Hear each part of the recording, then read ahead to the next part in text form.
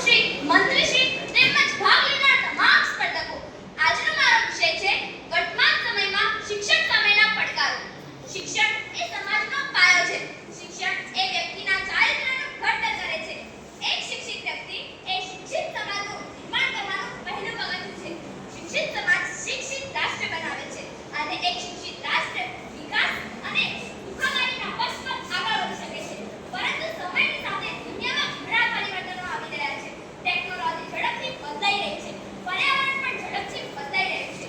દુનિયા એક નાનકડી સ્ક્રીનમાં સમેટાઈ ગઈ છે.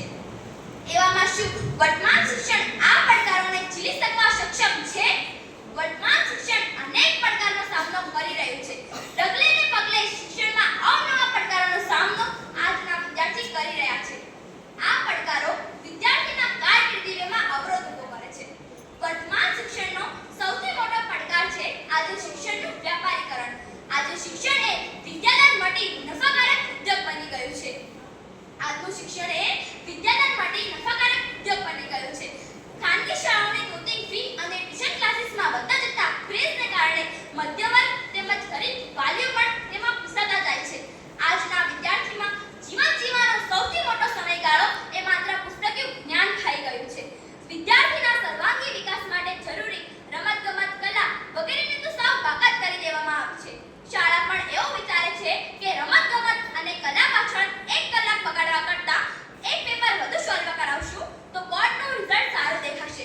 તેથી નવા વર્ષે વધુ ફી સાથે નવા એડમિશન મળશે. વાલીઓ પણ આટલી મોંઘી ફી ભર્યા પછી આપતા થઈ ગયા છે.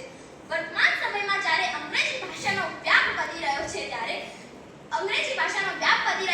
શિક્ષણના માધ્યમ તરીકે માતૃભાષા પર વાત કરવી ખૂબ જ જરૂરી છે. માતૃભાષા એ બાળકના હૃદયની ભાષા છે. જ્યારે શિક્ષણને હૃદયની ભાષા આપવામાં આવે ત્યારે તે બોજ બનવાને બદલે આનંદ બની જાય છે. મહાત્મા ગાંધીએ કહ્યું છે કે માતૃભાષા એ પાયાનો એવો પથ્થર છે જેના પર સંસ્કાર અને જીવનના મૂલ્યો નિર્માણ પામે છે. છતાં પણ આજે માતૃભાષા સામે કેટલાક પડકારો પણ છે.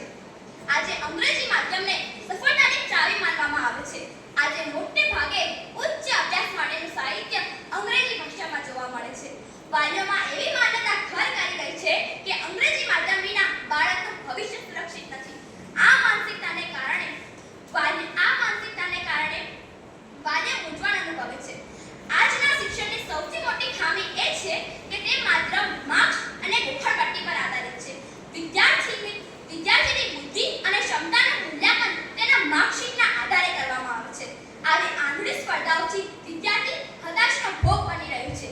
વધુ એક પડકારની વાત કરીએ તો આજે ડિગ્રી અને રોજગાર વચ્ચે ખાઈ છે. આજનું શિક્ષણ રોજગારલક્ષી કે ડિગ્રી આધારિત ન હોવાથી ડિગ્રી મેળવ્યા પછી પણ લાખો યુવાનો બેરોજગાર ફરે છે. આજે ઇન્ડસ્ટ્રીને એવા લોકો નથી જોઈતા જે માત્ર માહિતી ગોખી શકે. તેમને હવે પ્રોબ્લેમ સોલ્વર જોઈએ છે જે બદલાતી પરિસ્થિતિ મુજબ ઝડપથી અનુકૂળ થઈ શકે. આજે યુવાનો પાસે મોટી ડિગ્રી તો છે પણ જે સ્કિલ જોઈએ તે નથી. એટલે જ તેઓ આજે બેરોજગાર છે. આમ શિક્ષણ રોજગારલક્ષી કે કૌશલ્ય આધારિત ન હોવાથી ડિગ્રી અને રોજગાર વચ્ચેની ખાઈ પહોળી થતી જાય છે. આજે સરકારી શાળાઓમાં તાલીમ